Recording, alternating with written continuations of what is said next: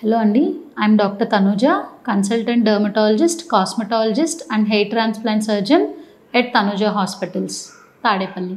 ఈ రోజు మనం ఏం చేద్దాము అంటే మనం ప్రెగ్నెన్సీలో కానివ్వండి లేదా మేల్స్లో కానీ ఫీమేల్స్లో కానీ హెయిర్ ఫాల్ సడన్గా హెయిర్ ఫాల్ కంప్లైంట్స్తో మాకు ఓపీడీకి ప్రెజెంట్ అవుతూ ఉంటారు. సో ఎందుకు ఆ సడన్ హెయిర్ ఫాల్ అనేది వస్తుందో మనం ఈరోజు దాని గురించి తెలుసుకుందాం.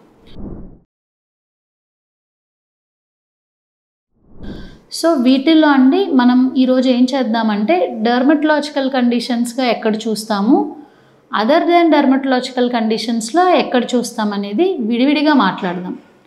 సో ఫస్ట్ నాన్ డర్మటలాజికల్ కండిషన్స్లో ఎక్కడెక్కడ చూస్తాం, ఎవరిలో చూస్తామంటే అండి విపరీతమైన మాల్ న్యూట్రిషన్ అంటాం. న్యూట్రిషన్ సప్లై సరిగ్గా తీసుకోని వాళ్ళల్లో హెయిర్ ఫాల్ అనేది ఎక్కువగా చూస్తాము.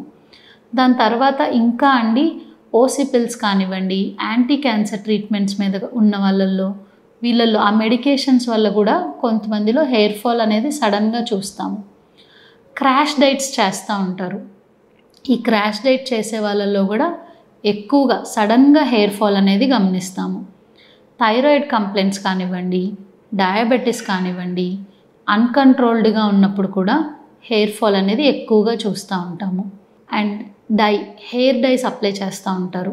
ఈ హెయిర్ డైస్ వాడే వాళ్ళల్లో కూడా అమోనియా అండ్ పీపీడీ ఉండడం వల్ల హెయిర్ ఫాల్ అనేది ఎక్కువగా గమనిస్తూ ఉంటాము. ఐరన్ డెఫిషియన్సీ అంటే మీకు కనుక హిమోగ్లోబిన్ యొక్క లెవెల్స్ అనేవి తక్కువగా ఉంటే కనుక వాళ్ళల్లో కూడా సడన్ హెయిర్ ఫాల్ చూడొచ్చు. అండ్ ఇప్పుడు డర్మటలాజికల్ కండిషన్స్ గురించి కొన్ని తెలుసుకుందాం. పెయిన్ కొరకడం అనేది మీ అందరికీ తెలిసే ఉంటుంది. చాలామంది మాకు ఓపీడీకి డైరెక్ట్గా రావడమే, మేడం మా బాబుకి పెయిన్ కొరకుడు వచ్చింది, సడన్గా ఇక్కడ పెద్దగా జుట్టు ఊడిపోయింది, ప్యాచ్ లాగా వచ్చింది అని వచ్చి డైరెక్ట్గా చెప్తారు.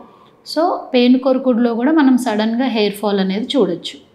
తర్వాత టీలోజన్ ఎఫ్లూవియం, దీంట్లో కూడా అంతే. ఇది ఎక్కువగా న్యూట్రిషనల్ డెఫిషియన్సీ ఉండే వాళ్ళలో టీలోజన్ ఎఫ్లూవియం చూస్తాము. సో దీంట్లో కూడా సడన్ హెయిర్ ఫాల్ ఉండొచ్చు. హెరిడిటరీ కండిషన్స్లో కూడా సడన్ హెయిర్ ఫాల్ చూస్తాము. Thank you.